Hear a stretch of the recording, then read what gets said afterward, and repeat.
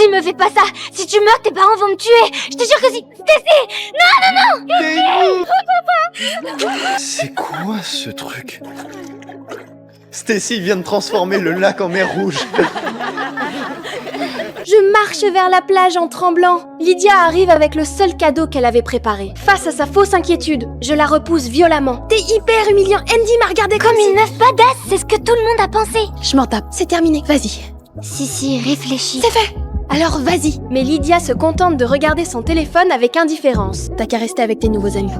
Quoi? Qu'est-ce que tu racontes? Oh mais arrête s'il te plaît, tu m'as laissé tomber, admets-le. Toi, arrête, je t'avais dit de pas sauter et je voulais même pas venir. Ouais, parce que tu les avais déjà invités à ta fête. À cet instant, mon cœur se brise complètement. Face aux remarques froides et aux moqueries de ma meilleure amie, je quitte la plage sans même me retourner. Notre amitié vient de voler en éclats. Mais le lendemain, au lycée, Lydia traverse le couloir bras dessus, bras dessous avec le garçon que j'aime. Devant moi, sans aucune gêne, elle m'adresse même un regard provocateur. Je fixe leur dos rapproché. Une lueur de colère apparaît dans mes yeux. Alors pendant le cours, je me cache sous mon bureau. Je sors discrètement mon téléphone. Et je me connecte à un forum de potins anonymes que je connais bien. Comme prévu, la rumeur sur le défaut physique de Lydia se répand instantanément dans tout le lycée. Franchement, la 5e c'est déjà assez dur, j'ai pas besoin en plus que les autres se moquent de moi quand je les croise en disant « Hé regarde, c'est Spider téton !» C'est toujours mieux que Maxi Serviette et son Maxi. Ça c'est vraiment arrivé. Et qui me dit que t'as pas les tétons poilus? Tu le sais, tu les as vus. Pourquoi est-ce que tu sors avec lui? Je croyais que c'était juste un bisou.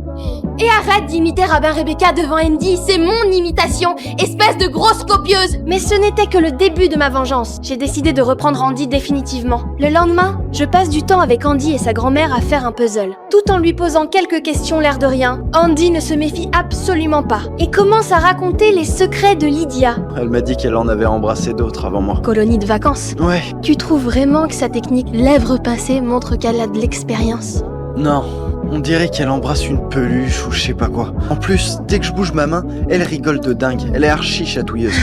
T'as une patience de saint. Je l'écoute en silence. Une lueur de vengeance brille dans mon regard. Je sors mon téléphone. Je fais semblant de vouloir prendre une photo d'Andy avec sa grand-mère. Dans l'objectif, Andy et sa grand-mère font un geste provocateur avec leur majeur. J'immortalise immédiatement ce moment rempli d'ironie. Puis, en envoyant la photo à Andy, j'ajoute volontairement plusieurs selfies de moi beaucoup plus séduisants. Classe. Cette fois, j'ai réussi à conquérir Andy. Quelques jours plus tard, nous nous croisons par hasard dans un centre commercial. Lydia vient directement vers moi. Andy vient de me larguer. C'est triste, vous alliez si bien ensemble. Il dit que c'est parce que je suis trop chatouilleuse et que j'embrasse la bouche pincée. Ça fout les boules, j'imagine.